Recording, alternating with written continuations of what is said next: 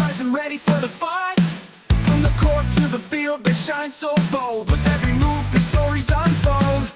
We're cheering on the youth from the start to the win. Giving them the mic, let their voices begin. Interviews and highlights, we got it all. GN Sports Show, where the young stand tall. GN Sports, where the youth lead the way. Champions of tomorrow, making waves today. From ages 5 and up, we help them grow. It's their time to shine on the GN Sports Show. GN Sports Show. GN Sports Show.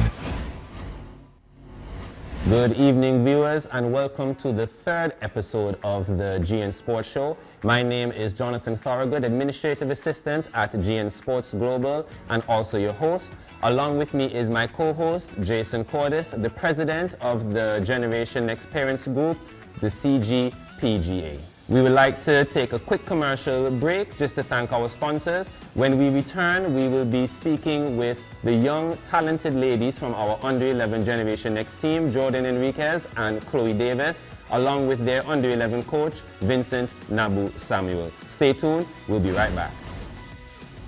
Our vision is to become the premier platform for showcasing and empowering young student athletes, providing them with the tools and exposure to excel both in sports and life, while shaping the next generation of confident, media-savvy leaders.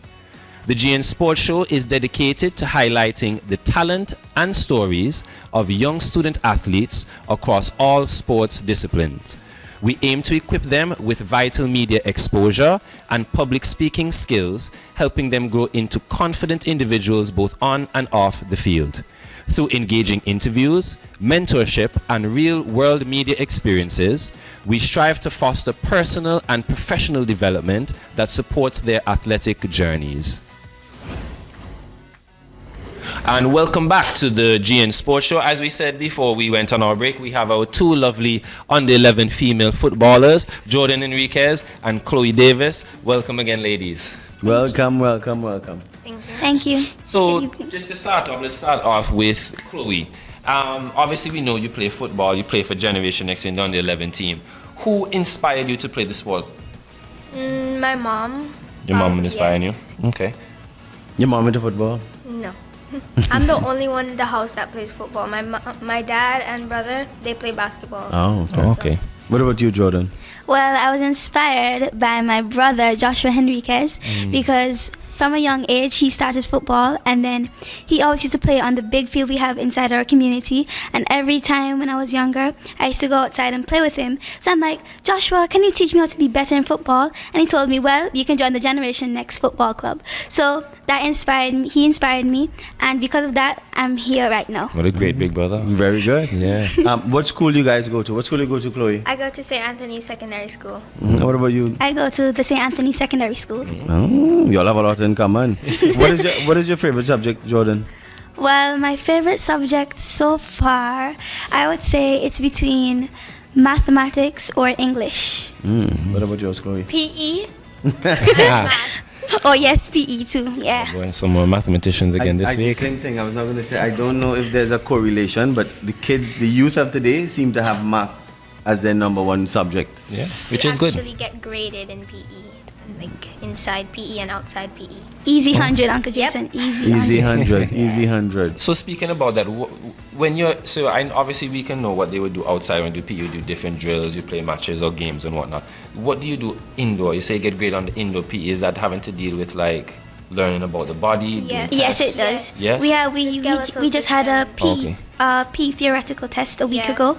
We were he tested us on the systems of the body, like the endocrine system, the excretory system, the skeletal. That's all 9 I systems. think Jordan yeah. and I tied in the percentage. Yeah. Really? Yeah. Yeah. Wait, you go. Oh yes, you guys in the same class. Yes. Wow. Okay. What's your favorite team, like internationally or nationally? Oh, my favorite team personally is Manchester City. Yeah. Wow. So you look like she has something to say about that.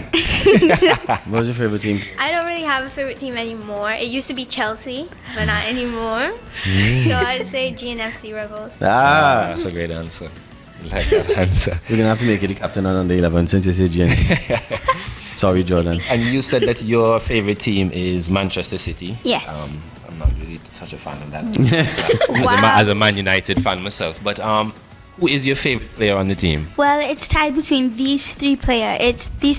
It's Bernardo's, Kevin De Bruyne, Rodri, or Erling Haaland, because they're like the three high-rated players on the team. So, Yes. Yeah, I like them a lot.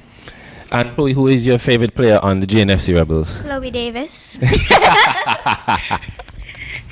think Good she might answer. be biased. I'm not quite sure. She might be biased. So who's your favorite teacher in school? Miss Bontiff or Coach Jeffers, because they're both my favorite. Oh, because they're PE and stuff like that. You're looking for A's. All right, go ahead. Uncle Jason, you want to get me in trouble with them? No, I want you to say it. I want you to say it. Who your favorite teacher? Okay, so it's tied between three people. I feel you're looking for some extra points here. Miss Bontiff, Coach Jeffers, and Miss Maynard. Miss Yeah. May. What subject does Miss Maynard teach? Geography and integrated science. She's also my debate teacher, so I love her a lot, yeah. Okay. A real biasness going on here, boy.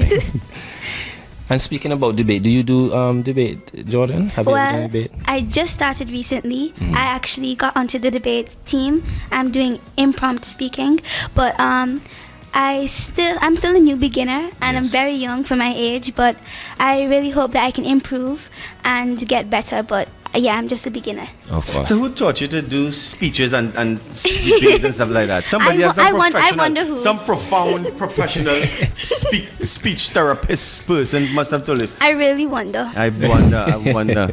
So your song's similar to this super contest winning person that I know, but Yeah. anyway, but congratulations to you, because if nobody does know, Jordan Henriquez is also the Miss Petite champion.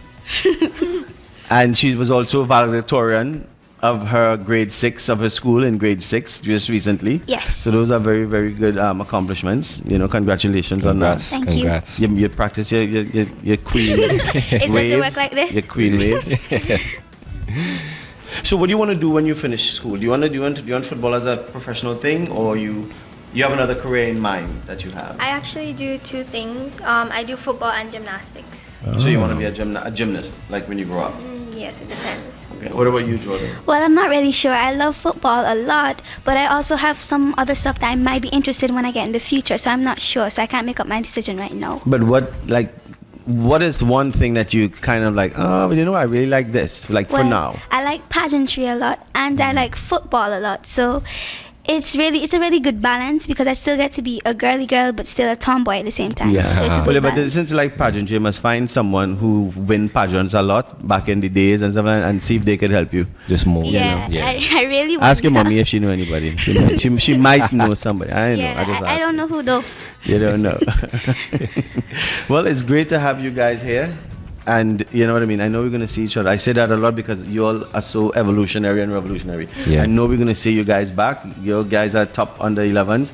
Yes. And we're going to see you guys no, I think you train for nationals, don't you? Yes, I do. Yeah, she's a part of nationals. And there's something I heard with nationals, right? She was about to be on the nationals, but then they switched the year Wow.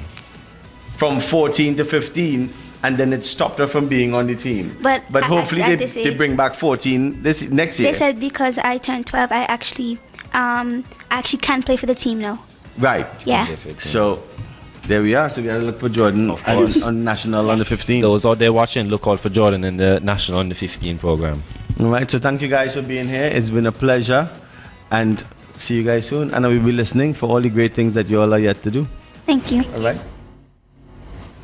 We would like to thank the sponsors of Generation Next: Fruta, Antigua Masonry Products, Kenneth A. Gomez Insurance Agency, Island Photo, and Francis Trading Agency.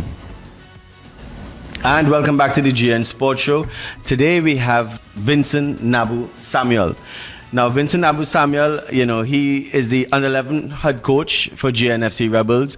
He is the Master Ballers and Clare Hall Boys and Girls Team head coach. He's the founder and technical director of Cutting Edge FC, the former national team coach and former national youth and senior, both female and male, former youth development director of BVI, the one and only Vincent Nabu Samuel. Good evening, sir. It's a pleasure to have you here, Nabu. It's a pleasure to be here. And a pleasure to have the young ladies as well on our show. So let's start off. Let's see, should we start off with the young ladies or should we start off with Nabu? Let's start off with Nabu. Let's start off with with the Nabu. big man in the house. So Nabu, we wanna ask you. You know what I mean? Where you came from? Where you came from to be where you are?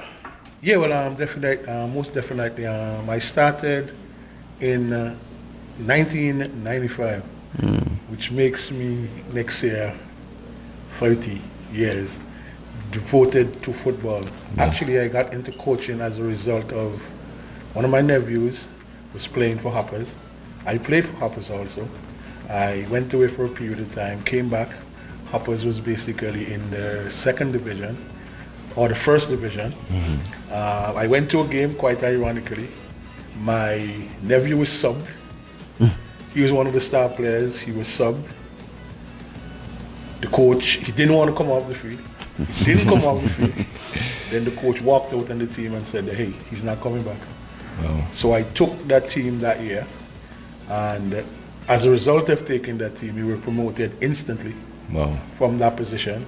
I also got an opportunity at that year. The Honorable Chet Green was the Minister of Sports at that point in time, and I got the opportunity to go to the University of Semmelweis on a coaching course for like 2 months. Wow. And everything piloted from there. Just fell into place. It's amazing. So. Not only that, but prior to that, when I came back from the States, I went to Tortola. And I was in Tortola a while for a funeral. I decided to just run some drills with some guys. And then I was employed by the Tortola Football Association Wow. as the youth director in order to bring things together. Yeah. As a matter of fact, I'm so proud to see the high percentage of the national team in Tortola came through my hands. Wow, that's amazing. It's amazing. And you're Antigua born. Antigua born. So you're not even from Tortola? No. But I had links in Tortola. I have family in Tortola. Yeah. They love what they saw in the few drills, and then it was in a matter of, hey, 2 months I was back in Tortola. And I spent 7 years there. Wow. Before I came back here, and thanks to Ricky, immediately as I got back here, I touched base with Ricky. Hey, and from that time, I'm here with Generation X up to now. Wow. Until I retire. Well, let me first ask a question. You I know from being in your presence and stuff like that and working around you that you have a specific preference of age limit and so forth where football is concerned, because I know you like to create the fundamentals and stuff like that, right? So you like to start from youth instead of going straight to the big guys and that sort of stuff. So explain your vision for who and how you like to impart your knowledge onto. As far as football, you're perfectly right with that, because as far as football is concerned, there is, as in any developmental curve of the individual, these pivotal years between 9, 10, 11 is important. Whatever we learn at that point in time is most of the times what we take over into life, Yeah. as far as the developmental curve is concerned. So what I prefer to do is to set the foundation correct. So when they would have moved on from the under 11s, where I'm the head of the under 11s at Generation X, when they move to the 13s, they should be fully grounded in the fundamentals of football. Okay. And having said that, hey, most of who came through my hands at the under 11s, as a matter of fact, we only lost 1 11 championships since I've been there. 7 going on 8 years, we only lost 1 on the 11 championship. Wow. We lost it and we came second. So we're good with that, because then we're having a fresh breed coming into the system, no matter what. Yeah. Yeah, it has to be a situation where the coaches at that level has to have a drive and a push so that things are done correctly. Sometimes the ladies, these two pretty ladies here, hey, they think I'm too hard, but it has to be hard at that age. Because if we slack off at that particular age, it creates a fundamental problem when we move to the next level. Yes, yeah, I agree. Going back to it as well, Mr. Samuel, we were speaking about you being, head of coach for Generation X on a whole. How would you put yourself as, developing the whole club as general for being the head of coaching? Well, I think that synopsis is mostly a wholesale situation because all of us have our integral part. Of course. Even in a system like this, what we have in here, Ricky has his role. You have your role. Yes. Mr. Curtis has his role, and it's all encompasses what we do at Generation X. Yes. Yeah, because then the parents is so critical. Yeah. The respect you get from the parents as a whole. Because remember, you work in different mediums, so the respect outside of Generation X is not the same as it's in Generation X. Yeah. And I'm pretty much clear on that. The parents, they're critically important. And at that age, at my age of training, the parents are critical for the development of their children. Of course. Without the support of the children, we have fundamental problems. Yes. What is your thought on respect and discipline in our young athletes?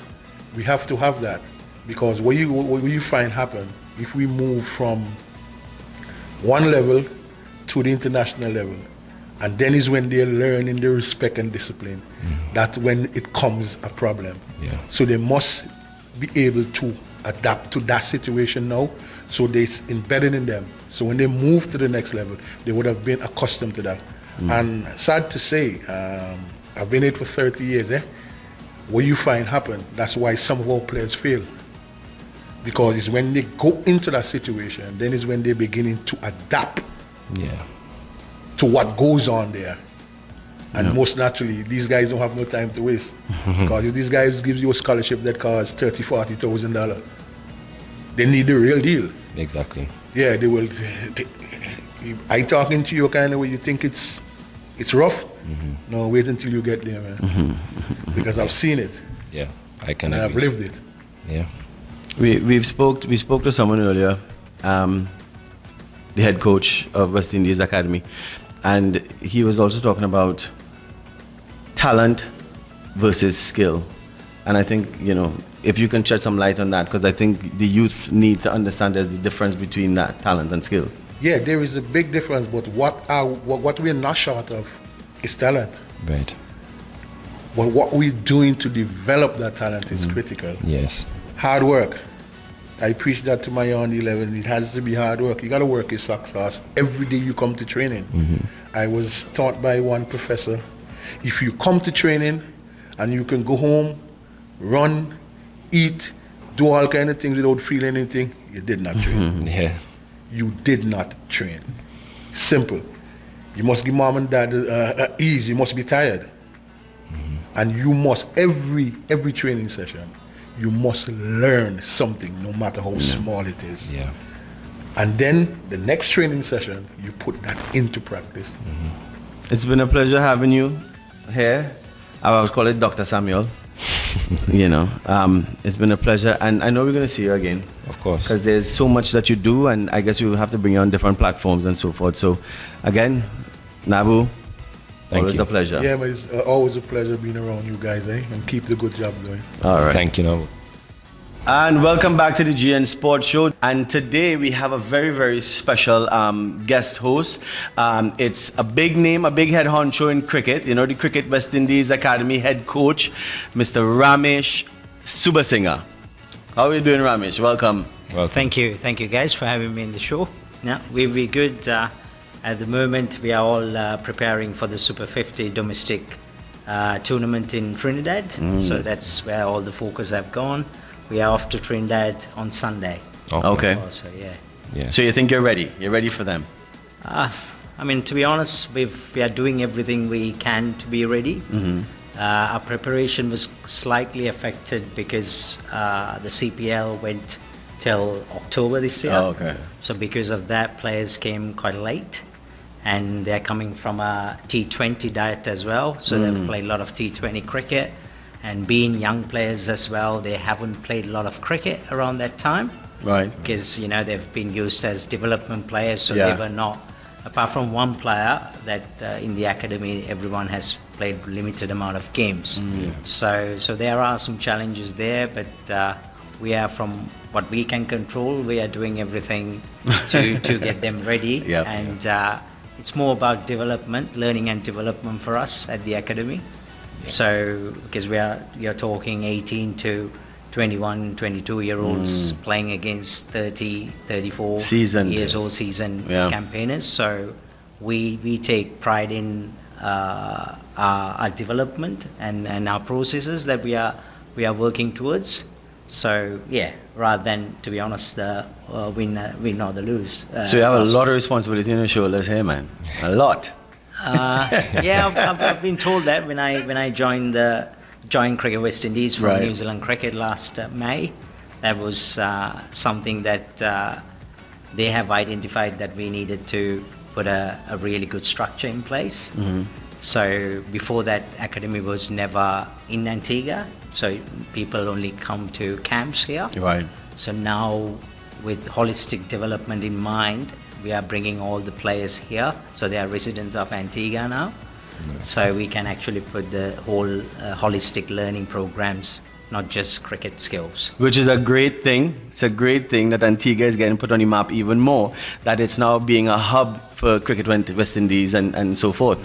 You know, in the GN Sports Show, we also try to shed light and enhance the growth and development of the youth. Because, you know, the youth, they're the ones who are going to take the baton later on in life. And everything we do now and everything you do now for the 18 to like 20-something-year-olds, you have the younger ones who want to be a part of that number later on in life. And so it's always about a progression of it. It's always about the motivation, how we motivate these kids, how we get them to stay focused. Now, you know, I'm sure grew up from humble beginnings in Sri Lanka, and from then you passioned yourself and you focused yourself, and then you made your way to New Zealand. How was that journey? If you could explain, you know, in a way, how did that journey happen, and how did you, you know, maneuver it from Sri Lanka going into New Zealand?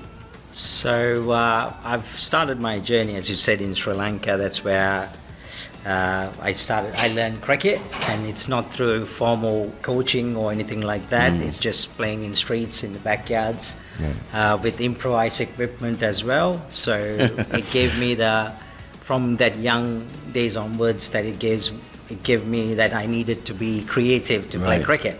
So we played on streets as well, so we had to stop when the vehicles come. Yeah, So yeah. that's kind of like how it came about. So, and then after that, I've studied in Colombo. So, and then from there, I've got into cricket clubs and played for my school, first 11, and then the club structure over there is the first class structure over there. So I've got into a first class team and then started playing there. And then from there, I played 9 seasons in UK as well. Wow. as a overseas professionals in their leagues, and that's where I actually got into coaching towards the latter half of my career. Like, you know, when you given up on the dream as such, playing for Sri Lanka. So then I started concentrating more on coaching. So then I used to take some of the senior clubs as their head coach, and then worked in some of the counties as well. So from there, I had towards the latter half of my career that I kind of had 2 offers to go and play in Brisbane or New Zealand, and I picked New Zealand because I knew that New Zealand was a beautiful place and Yeah. SEMA friendly as well. So that was one reason. So that's where I moved first time to New Zealand, and obviously loved the place. And the place I worked for about 2 years later, when I was in UK, they offered me to come to New Zealand. So since 2015, I've been in New Zealand, and finished off there when I was the head of the academy in New Zealand as well. Wow. So, and then that's how I've kind of moved to Cricket West Indies. Okay. Yeah. Now, you know, it sounds really, really intricate and really, really involved. And I'm sure if it was a movie, it would have been a lot of exciting clips and snippets as we go along. But was cricket your focus when you first started, or it was just a sport that you liked and you say, you know what, let me just I like this game, let me play it, or you're like, you know what, I want to be a professional from playing with the ball, the piece of wood and stick in the street. I want to be a professional cricketer. I want to play for West Indies one day or play for Sri Lanka, and that's my goal. You didn't want to do any other career. This is what you wanted to do. Yeah, from younger days, I was very motivated to play for Sri Lanka. So I saw it as a career, Yeah. even from a younger days. But that doesn't mean that I didn't do my studies. Right. So I still had that going on as well. Yeah. But then the passion was cricket. Yeah. So Yeah. recently, I met some of my school friends, and they talked about that they were really happy for me because I'm one guy who actually went with my passion. So rather, like they were saying, they're doing good jobs, but Yeah. then that's not actually. I'll rather do what you Yeah, because that's yeah. what you wanted. So I guess I'm lucky that very fortunate and feels really grateful to follow my passion as a Yeah. career. So yeah. Well, Mr. Ramesh, we've spoken a little bit about your personal life, and obviously you growing up, coming from a youngster playing cricket and now coming to be a head coach of the West Indies Academy. What were your first impressions of the talent pool and infrastructure in West Indies when you took over in May 2024? I think, like talent-wise, we've got unbelievable talent here. Yeah. However, I do think to improve, we got talent, but my job and our West Indies talent development department's job is to make this talent a skilled player.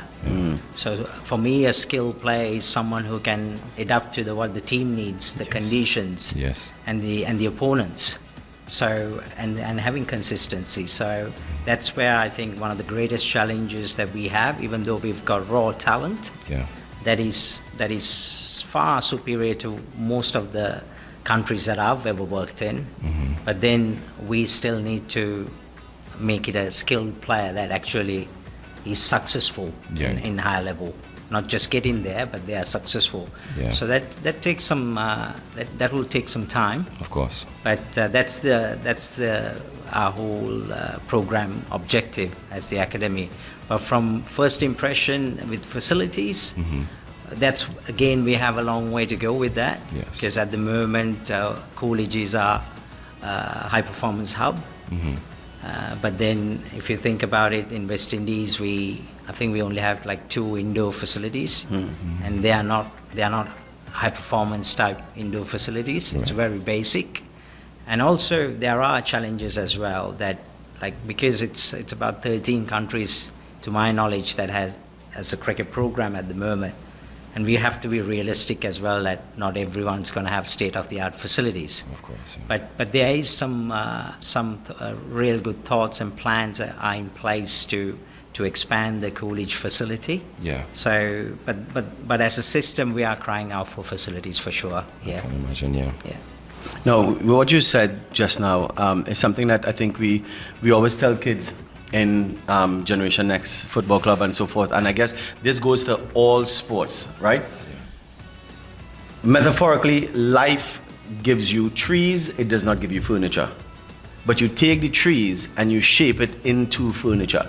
It's just like Ramesh said, you have plenty talented athletes, whether in football, cricket, and they have talent, super talent, and you can see it. But having that talent, you have to be willing to be trained by someone like Ramesh who can turn the talent into a skill. And then when he carved that skill out and you can turn it into a career, that is the end of it all. You know what I mean? Because there are a lot of talented people who they don't go anywhere, and people ask, how come you didn't go so far? You had so much of talent. Because you just weren't willing to take that talent and turn it into a skill. Yeah, I mean, the biggest thing for me is the growth mindset in any player. If you look at Jimmy Anderson, who recently retired, but then he still wanted to get better at 39, 40. So that's what the longevity of the person is, because he's still at the best in the world, highest wicket taker in Test cricket as a fast bowler. He still wants to get better. So sometimes, young players could be naive around. They think that they've achieved it, so they sometimes stop working hard, or less open to being coachable. So there are some challenges because everyone's, you know, at the moment chasing the T20 leagues around the world. So there are challenges, but as you said that you need to work hard to make talent into a skilled player. Yeah. Yes. So what do you think are some of the key challenges you could foresee in working with, you know, players from different Caribbean backgrounds and different Caribbean islands? Because everybody comes with different mindsets and cultures and traditions. Of course. So how do you foresee challenges and how you know, work with that? I think they all like mix in very well because I've had time with the West Indies A and the senior team as well. So what I've noticed is when they come together, they make it work. But in terms of what we need, I think from where I come from, hard work needs to be a habit in the Caribbean. Yeah. So I think with the potential we have, I think as a system we need to work harder. The players needs to work harder, coaches needs to work harder. So at the moment, I think that's where I see the biggest growth is needed. Yeah. That hard work, fitness. Yeah. Like hard work needs to be a habit, and fitness needs to be an obsession. Yeah. So at the moment, they are the shortfalls that I see at the moment in our system. Well, kids out there, let me tell you, if you're aspiring, if you're budding to be the next cricket, you know, icon, listen to Ramesh. You know what I mean? He is, you know, he drop a lot of jewels here. He drop a lot of jewels that people have been telling you guys and you have been listening, right? But focus, turn your talent into a skill, and Ramesh was just like you.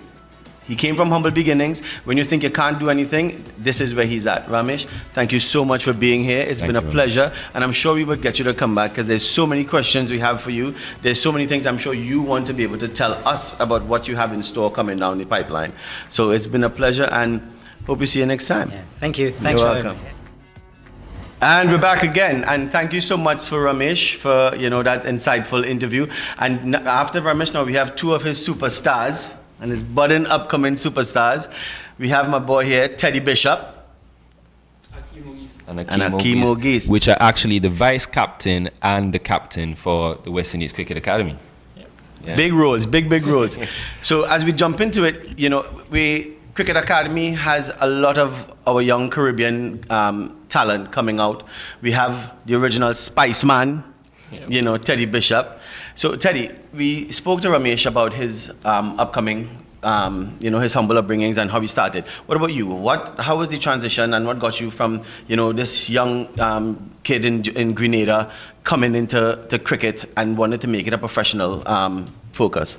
Yeah, well, I started very young at the age of 8. I think I went into a graduate program back home, and then I gradually increased to under 15, under 19, and then senior. So yeah, it was a good journey so far. Mm-hmm. Yeah, and Akeem, you know, speaking the same thing, going into your personal journey, can you tell us a little bit about, you know, growing up in St. Lucia playing cricket and who or what inspired you to pursue the sport? Oh, well, similar to Teddy, I joined the grassroots programs probably around same age as Teddy. Then joined Eugene Cricket Academy, trained with Keith Chowdhury, and then, like Teddy said, represented St. Lucia at different age group levels, under 15, under 19, Windward Islands for the same thing, under 58, under 17, under 19, and then West Indies under 19 as well. But I think what really inspired me was my dad. Yeah. He took a liking for the game when I was a young age, so he really pushed me.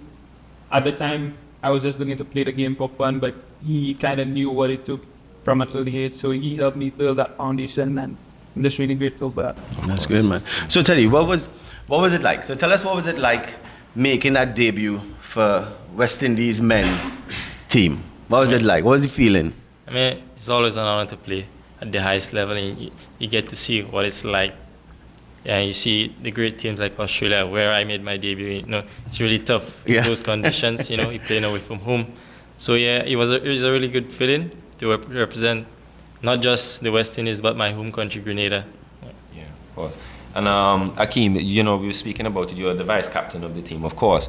How do you see your role as the vice captain within the academy? I'm just really looking to encourage all the guys to be as calm as possible, help Teddy in whatever way I can, probably on the field. If I see something, a field in position and all, if I have any advice, just share that advice, and Yes, that's about it. of course. So Jerry, so this year you played in the CPL with the Falcons, Antiguan Falcons. How was the transition from regional cricket to like fast-paced tournament cricket? Yeah, it was a big transition, to be honest. You get to see the likes of Chris Green and the other international players. You see what they do before game, their routines, so you can put that into your game also, so you can improve as a player and as a captain also, because I spent a lot of time with the international players at the Antigua Barbuda Falcons. So it was a good transition, to be honest. So how you feel? Because these guys might have been your mentors and stuff. You look at them and you say, now that you're in with them and you see them right here, and they training and stuff with you, how you felt? You were star-studded? Not really. I think they made it comfortable for me. Right. Yeah, the environment there was really good for a youngster. So I just embraced the moment and try to enjoy as much as I can. Great job, man. Great stuff. And obviously speaking about Teddy, you were part of the Antigua Falcons, and you were part of the St. Lucia Kings, was it right? Yes. Also, what was it like being a part of the title-winning side? Because I think they won CR, won CPL, didn't you? What was it like being a part of that winning side? It was an honor. I guess, like Teddy said, you get to witness how the professionals do it, how they go about their training, how they go about eating, their routine and what's not. And you really try to incorporate that into your game. Yes. I think you just have a greater appreciation for the international players and what it takes to get to that level and perform at a consistent level. I guess when it came to winning, you just understand that if players are able to perform their role regardless of not having star players in a team, so to put it basically, but if players can put consistent performances in, then it will really help the team get that victory on a given day. So yeah, you just have a great appreciation for that. Yes. So we all want to start from the bottom. We want to go to the top. There's a long journey. Some journeys are fast, some journeys are slow.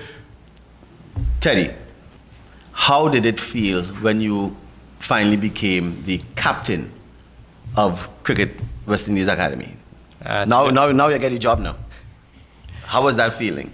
It's a great feeling, to be honest. Thanks to Ramesh and the other coaches showing trust in me to captain a great bunch of guys, And I'm looking forward to captaining on and off the field, to be honest. Yeah. It will be challenging, but I'm up for it. Hopefully we can get trophies on our belt. Yeah. Well, I like what you said too, right? Yeah, as a captain with responsibility comes great authority. He wants to be a captain on and off the field, which is it's very important. It is, because yes. you can't have the authority on the field and then you have your guys doing all kind of stuff outside, and Yes, dropping yeah. the discipline.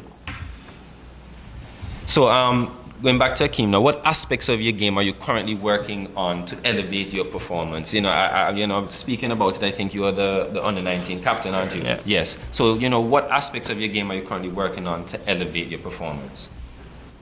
I personally would say everything. I don't think you ever stop looking to develop your game as a cricketer. Yes. So I would say everything, but mainly right now just looking to build consistency, consistent performances. I think that's how most batsmen are gauged on square runs and how consistently they do it. So just looking to build consistency. Of course. And one more question for you, Teddy. Which other captains you have looked at in the field and think, I would learn a lot from this one, or I'd like to emulate this one and have that same characteristic. So other captains you looked at and say, I'm going to carbon copy? Yeah, well, at a young age, I looked up to Kane Williamson, the previous captain of the New Zealand cricket team, I think. Yeah, just the way he goes about his thing, calm, cool. Yeah, I think that's the one I'm really looking at, to be honest. Yes, and of course, before we go, Akeem, the last question that I have for you. What message would you give to young cricketers in St. Lucia to inspire them to follow, let's say, in your footsteps, being an under-19 captain, being the vice captain of the West Indies Academy? Well, if you see cricket as a way out, give it your 100%, give it your best. Be disciplined, put in whatever hard work that needs to be done. Ask questions, always look to seek advice from players who are gotten further than you and places you are looking to reach. So just try to gain as much knowledge as possible. Always remain humble. Cricket is a good leveler. One day you're up, the next day you're down. So just look to remain as humble as possible, do what it takes, and enjoy the game.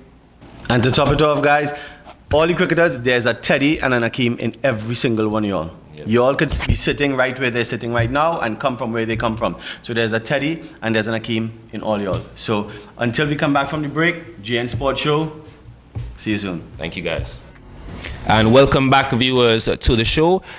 This segment, we are having a special guest with us. His name is Ickford Nair Roberts. He is the Accountant General for the Treasury. He is also the Treasurer for GNFC Rebels, a former national player, and a prospective candidate for the President of the Antigua and Barbuda Football Association. Welcome to the show, Nair. Thanks for having me. Well, it's good to have you here, Nair. Now, we've looked into your past a little bit, and we know you played, your high school football. You played with Villa Lions. You started to train with the national team when you actually got a big scholarship to go over to Bartlettsville. So you can tell us anything about that,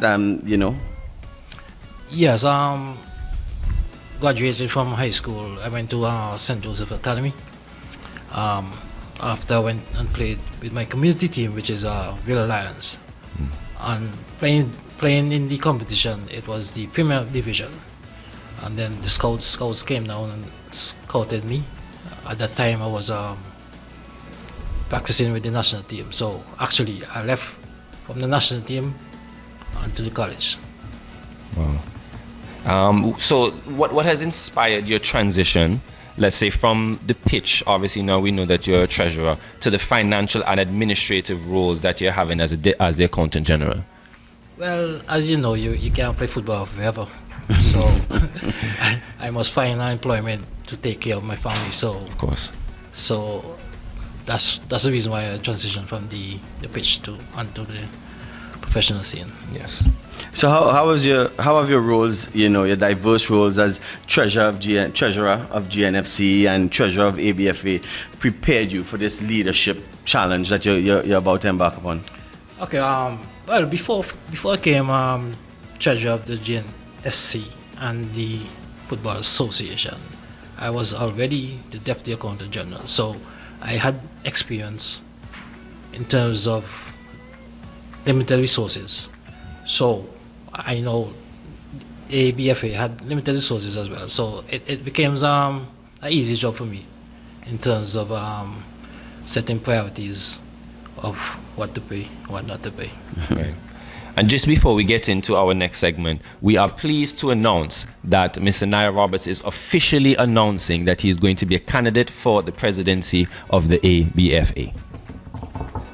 So, Mr. Roberts, what is your core motivation for running for the presidency of the ABFA? My core motivation is, football have given me a lot. So I wanted to have the opportunity for other players to experience what I have experienced in terms of using football for enhancement into their whatever professional profession they want to be in. Yeah. How do you, can you outline, if you may, any key priorities of your vision for the future of football in Antigua and Barbuda? Well, my main vision is to target the youths, the youth development. That's very, very important. To me, that is like the foundation of football. And what makes me want to get back into the football administration is because just recently Antigua was defeated by Dominica, then Bermuda.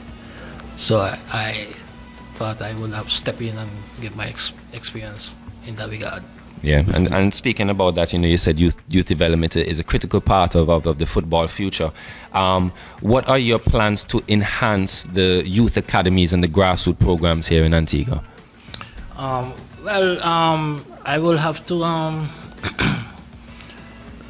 put them in tandem with the ABFA. So it's like oversee those development in terms of the academy. Yes. give them more exposure in terms of having various combines and stuff like that. Yes. And trying to expose them so that they can get an opportunity to get a scholarship, just like I did. Yes. Do you have any specific initiatives to help the future development of women's football in Antigua and Barbuda? Yeah, women's football is on the uprise, and I'm planning to get a certain individual that had received a scholarship like me, going to the schools and try to recruit some girls. Do you envision collaboration with regional international bodies like FIFA or CONCACAF to expand the opportunities for Antigua and Barbuda football? Yes, certainly. And I think we have not tapped the resources well enough in terms of FIFA. Right. Because I know FIFA, you can get funds from FIFA in terms of assisting players to go on to college and enhance themselves. Well, given your background in finance, right, what measures will you implement to improve financial management and transparency within the ABFA? Well, first and foremost, I will make sure that the financial statements are done and audited and tabled on an annual basis so that the clubs will know how the money is being spent. Of course. And you know, speaking of that, what systems would you establish to create sustainable development for let's say for the coaches or the referees or the administrators of the ABFA? Well, of course, I will go out and seek different stakeholders in terms of courses to enhance all the stakeholders in football, in terms of the referees, you know, the players, the coaches. You know, I know FIFA has a lot of funding in terms of that. Of course. And in addition, I will use my expertise in terms of grant funding to seek funds as well. Yes. So, you know, in terms of someone with experience in both football and finance, such as yourself, what unique leadership qualities you intend to bring to the table as the president of the ABFA? Well, my unique qualities is to encourage teamwork and collaboration, because through teamwork and collaboration you can have any amount of success that you intend to have. Yes, of course. And how do you envision Antigua and Barbuda football evolving over the next 5 years under your leadership? Well, personally, I think 5 years is too short a time. I would say 10 years. Yeah. As I said before, I will encourage the coaches and the referees to enhance themselves through courses that is being offered throughout the region and internationally. Okay. So, you know what I mean? If selected, right? If selected and elected as the president, what kind of legacy you think you would want to leave behind after this 5-10 years in the ABFA? Well, my main legacy, the opportunity that I've gotten, I want to extend that out to the other footballers. So my legacy would be to have as much scholar athletes graduated as much as possible. Okay. What advice would you give to young footballers who are aspiring to follow, let's say, a path similar to yours? Well, I will encourage them to use my philosophy. My philosophy is the 3D philosophy, the desire, drive, and determination. With that, you can surmount any task that you want. All right. Well, you can't say more than that. Thanks a lot, Naya, for being here, for appearing on the GN Sports Show. And we look forward to you being the new president of the ABFA for the next 15, 20 years. It's my pleasure. Thanks for having me. All right. Thank you. We'd like to take a quick break where we would like to thank the sponsors of the Gomez Netherlands Insurance Youth Football League, Kenneth A. Gomez Insurance Agency, Netherlands Insurance, Nestle's Milo, and AS Bryden and Sons. And welcome back to the GN Sports Show, guys. And this part of the segment we'd like to call the health and fitness sector. The only reason is because we have our famed physio, Duran Mead, and he always tells us what's right to do, what's not to do, and how when we do get any injuries on the field, that ways in which we can attend to it, to rehabilitate from it, and even ways to avoid getting it in the first place. So Duran, how are you going this week, man? I'm good. So happy to be back. what you have us talking about this week? So today we're what going to injury? Hamstring injury. Hamstring injuries. Yeah, hamstring. So let's start off with a pretty general question. What is a hamstring injury? Well, hamstring injury basically the overexertion, overworking, or even overstretching of the hamstring. Okay. Those tend to happen if you're basically not fit. Especially as we're talking about is football. Say if you're going up against a team that is fitter, you're going to put your hamstring on plenty of problems because you have to be always mostly running the ball. Right. So that can really put a strain on the hamstring. Right. So plenty people don't understand that basic, but fitness is very important. So to the young kids out there, where is the hamstring located? Where's the muscle of the hamstring? For all these little kids that watching and... behind of your leg. We call it sometimes the glutes. It's right behind your leg. Okay. So what mostly causes the hamstring sprains? Well, as I said before, it could be not being fit, the proper footwear as well too. The feel as well can be a factor as well too. You have to really take into consideration, and just not the hamstring just weak. If your hamstring is weak, that can play a pretty role as well to getting injured. And like the last segment, I remember us speaking about the importance of stretching. Yes. And allowing blood flow in your muscles when you're going to use them and stuff like that. So I guess that's a big thing too. Yeah, that's a big thing. And you just mentioned if your hamstring is weak. And I think that's something that we see in like the UK clubs, and we see the American and the Canadian clubs, that they also incorporate a lot of weight training as well as physical training. So I guess that weight training is what helps build. But there's also what exercises they can use to build their hamstrings. Well, at home exercises, the two main ones, we call them split squat or we do glute bridge. Those two exercises you can do right at home to help to strengthen the hamstring. Hamstring muscles. Okay, and obviously speaking on that as well, if somebody was to get a hamstring sprain or a hamstring injury, what can they do to help them to recover? We'll be back to the same thing from last week, the RICE protocol. Right. Same thing, rest, ice, compress, and elevate is very important. Especially for the resting, the first 48 to 72 hours is very important. You have to rest it. You can't say, oh, you just a little pull and you got to go play football again. Because then that can just maybe damage you for the whole rest of the season. Wow. Even longer than that. Yeah. So we have to really take that first part, rest, very important. Then we get onto the icing for 15 to 20 minutes, every 2 to 3 hours. And then the compression. You wrap it, make sure you wrap it, but not too tight. Too tight, you can, as I said, stop the blood flow. So you don't want to do that. And then make blood sure flow is the main thing. Getting the swelling down and the blood flow to make everything go back. And then just keep your leg elevated, basically, I got you. Yeah. Well, you know what I mean. Everybody has seen Duran every week with us, and they've heard of his, great advice as being a physio. His also excellent ability to be an under-7 coach for GNFC Rebels with the 2 superstars he had last time. Yeah. But there are other things that you don't know.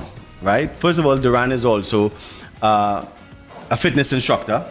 Yep. Yes. He's also a fitness instructor, in case you didn't know that. But something else, something that is much, much bigger that we need to know in Antigua, most definitely, other than him being a fitness instructor. And that is why we have all these paraphernalia here in front of us. Yep. And the reason for that is Duran Mead. Duran, explain to the people what it is we're talking about. What are these things? What are these? So basically what we have in front of us here is the fitness supplements. Basically we have a wide variety, but tonight we only have the vegan protein. We also have the BCA stamina, we have apple cider, we have green coffee detox, we have a whey protein, And my favorite, we have the Dear Electrify. Dear Electrify is just something similar to Gatorade. Very good recovery drink. Okay. Now there's another thing that Duran Mead is not really saying. I don't know if he's shy enough, too shy to say it, or something, but is what I'm saying that needs to be said here on this show in Antigua, that Dur Fitness, if the name sounds familiar, it's short for Duran Fitness. So Dur Fitness is founded, created by Duran Mead. So this is a home, one of our own soil, Duran Mead, creating his own product and internationally bringing the product here to Antigua to help all of us, all our athletes here. And I'm glad to say Duran, I've partnered with Duran and became one of his partners for Dur Fitness, but Dur Fitness, don't you promote all the Dur Fitness. Yeah. You know what I mean? So I'm proud of Duran. And as an Antiguan, you know, doing something at this magnitude, bringing out your own supplements, and you know, sports is all about supplements these days. Of course. And everybody gravitate to the whey, the WADA and the GNCs and stuff like that. Yes, And yes. which is fine. You know what I mean? That's what you're accustomed to. But Dur Fitness, it's here. You know what I mean? Let's support. It does. He has a lot more supplements that, you know, you're not even accustomed to with GNC and stuff like that. You have the Dur Electricity that he said is like Gatorade. That gives you a very good recovery time. You know what I mean? So, you know what I mean? It's a miraculous thing. It's a miraculous thing to have one of our own here in Antigua that is creating such a wave. And you know what I mean? Let's shed some light on it. Let's go out. Let's support Dur Fitness. Of course. You know what I mean? He's everywhere. He's going to be in every store soon. And merch is going to be available. You know what I mean? So look forward to our personal physio and under 7 championship coach to be the next big thing on the shelves in supermarkets and pharmacies. Yeah. Thank you, man. Thank you. Yeah. And with that, we'd like to just thank Duran Mead for coming on the show again this week. Obviously, as we said, we will see him further weeks to come in our health and fitness segment. And each week we will be talking about different parts of the body, different injuries that you may pick up as an athlete and how to help to stop them from happening or recover. And let's all remember, go onto our YouTube page. You know what I mean? Press like, press subscribe so you can hear, you can know when other episodes are coming on. Please give it a like, and remember, any comment is welcomed. You know, let us know what you want to see. Let us know what sport that you want us to interview next. Let us know any questions about certain sports you want to learn about. Please let us know. So until next week, GN Sports Show. Thanks for watching.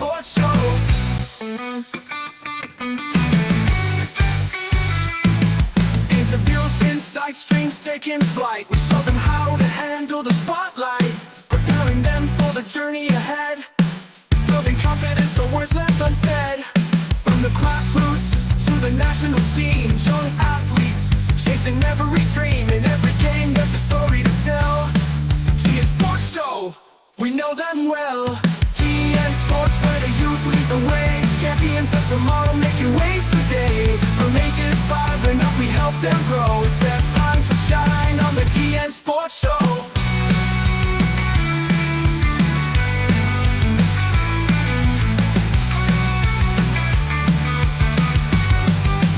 GN Sports Show, interviews where the youth lead the way. Champions of tomorrow, making waves today. From ages 5 and up, we help them grow. It's their time to shine on the GN Sports Show. GN Sports, where the youth lead the way. Champions of tomorrow, making waves today.